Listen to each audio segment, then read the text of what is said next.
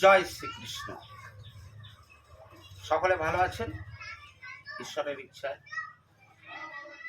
আমাকে আগেও দেখেছেন আপনারা বিভিন্ন প্রোগ্রামে, বিভিন্ন চ্যানেলে, বিভিন্ন সময় আমি আলোচনা করি জ্যোতিষ সংক্রান্ত বিষয় নিয়ে। জ্যোতিষ নিয়ে আলোচনা করি তার কারণ এই জ্যোতিষ চিন্তা ভাবনাই আমাদের জীবনকে সুস্থ এবং সুন্দর করতে পারে। তো জ্যোতিষ আলোচনা এসছে বেদ থেকে, তাই সবসময় আমাদের খেয়াল রাখতে হবে আমাদের সনাতন ধর্মীয় যে সকল দেবদেবী আছে তাদের প্রতি শ্রদ্ধা জ্ঞাপনের মাধ্যমেই আমাদের শান্তি লাভ করতে হবে। এবং গ্রহ বৈগুণ্য যেগুলো আছে এই বৈগুণ্য খণ্ডনের বিভিন্ন রকম উপায় আছে। সেই উপায়ের মধ্যে শ্রেষ্ঠ উপায় কিন্তু দেবভক্তি। দেবভক্তির প্রয়োজন আছে। দেবভক্তি ছাড়া সুস্থ এবং শান্তির জীবনযাপন করা কখনোই সম্ভব নয়। আজকের দিনে বেশিরভাগ উচ্ছৃঙ্খল জীবনযাপন শুরু হয়েছে, আর এই উচ্ছৃঙ্খল জীবনযাপনের জন্যে আমরা বিভিন্ন সমস্যার সম্মুখীন হচ্ছি। এটা তো একটা পক্ষ গেল। আর একটা বিষয় হচ্ছে বাস্তু। এই যে আমরা যে গৃহে বাস করি, এই বাস্তুর বলবো পরিকাঠামো গঠন, এবং কোন স্থানে আমার রান্নাঘর আছে, কোন স্থানে আমার বাসগৃহটা আছে, কোন স্থানে আমার ঠাকুর ঘর আছে, কোন দিকে 10টা যেরকম দিক আছে, এই 10টা দিকের বিচার আছে বাস্তু শাস্ত্রে। তো বাস্তু শাস্ত্রের থেকে আরো বড় কথা, বাস্তু দোষ যেটা হয় সেটা আমি যেখানটায় বাড়িটা করেছি সেইখানটায় আগে দেখা গেল যে হয় শ্মশান ছিল, বা ওই ছোট বাচ্চারা মারা গেলে সেখানে পোঁতা হতো, বা কোনো রকমভাবে সেখানে বজ্রাঘাত হয়েছিল। এই রকম বাস্তু, এইরকম জায়গায় বাস্তু নির্মাণ করলে সেক্ষেত্রেও আমরা বিভিন্ন সমস্যার সম্মুখীন হই। সেক্ষেত্রে কি করতে হয়? সেক্ষেত্রে বিভিন্ন যজ্ঞের মাধ্যমে এই বাস্তু দোষ খণ্ডন করতে হয়, যাকে আমরা এক কথায় বাস্তু যজ্ঞ বলি।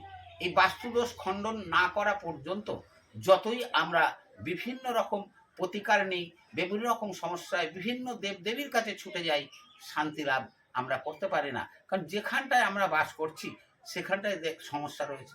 এই সমস্যা রয়েছে এটা নিজেরাও বোঝা যায়। এটার জন্য কোনো জ্যোতিষীর কাছে বা কোনো জ্ঞানী ব্যক্তির কাছে যেতে হয় না। কিভাবে বোঝা যায়?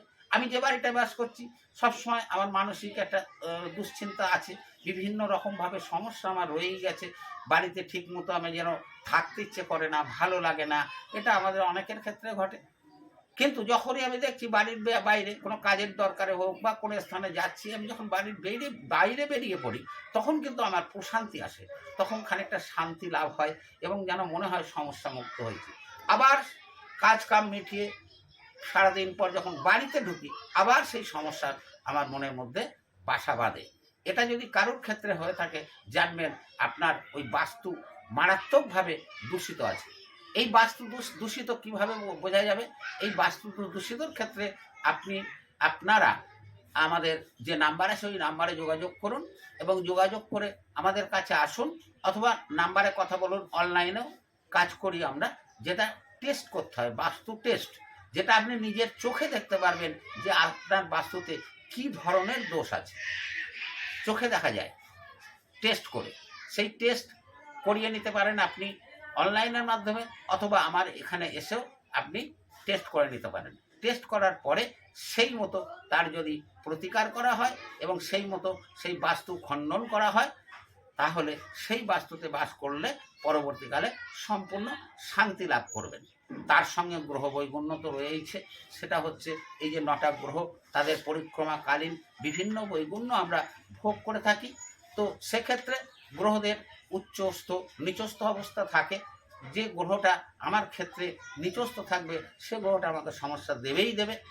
তো সেক্ষেত্রে সেই গ্রহকে আমি যদি বলবান করি, পাওয়ার দিই, তাহলে সেই গ্রহ আবার আস্তে আস্তে আমাদের তার সঠিক দিকটা এবং শুভ দিকটা আমাদের দেবে, তখন আমি সমস্যা মুক্ত হয়ে যাব। তাহলে বুঝতেই পারছেন, আমাদের সমস্যা মুক্ত হতে গেলে বাস্তুকে যেরকম লক্ষ্য রাখতে হবে, বাস্তুকে সঠিকভাবে মানে খণ্ডন করে সঠিক বাস্তুতে আমাদের বাস করতে হবে।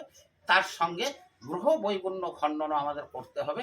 করলে আমরা শান্তি স্বস্তি জীবন যাপন করব এবং সুস্থ জীবনে যাপন করব।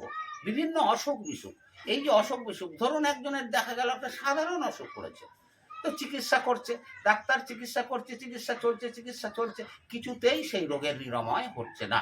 অনেকে বলেন যে ডাক্তার ধরতে পারছে না, আবার অনেকে বলছেন না অনেক জায়গায় দেখাচ্ছি দেখো না রোগটা ছাড়ছে না, দীর্ঘদিন ধরে ভুগছে। এর আসল কারণ কি জানেন? এর আসল কারণ আপনার শনি নিচস্থ আছে। শনি যে কোনো ছোট রোগকেও দীর্ঘমেয়াদী করে দেয়, মানে দুরারোগ্য ব্যাধিতে পরিণত করে, যার হাজারো চিকিৎসা করলেও সে সুস্থতা আসে না।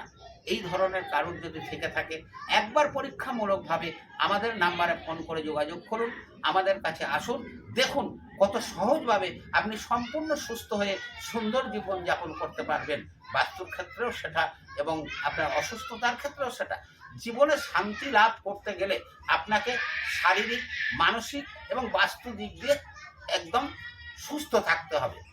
একটা কথা জানবেন, অসুখ আমাদের শরীরে করে না, অসুখ করে প্রথমে মনে, মন থেকে আমাদের শরীর, আর মন যতক্ষণ সুস্থ না হচ্ছে ততক্ষণ আমার শরীর সুস্থ হবে না।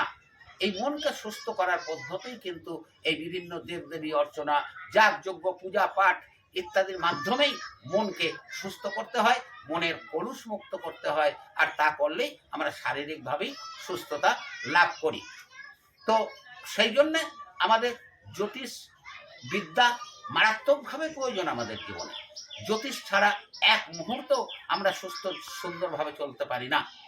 আপনি একজনকে জিজ্ঞাসা করুন কেমন আছেন, মন থেকে কেউ বলতে পারে না হ্যাঁ ভালো আছি, এক কথা এই চলছে।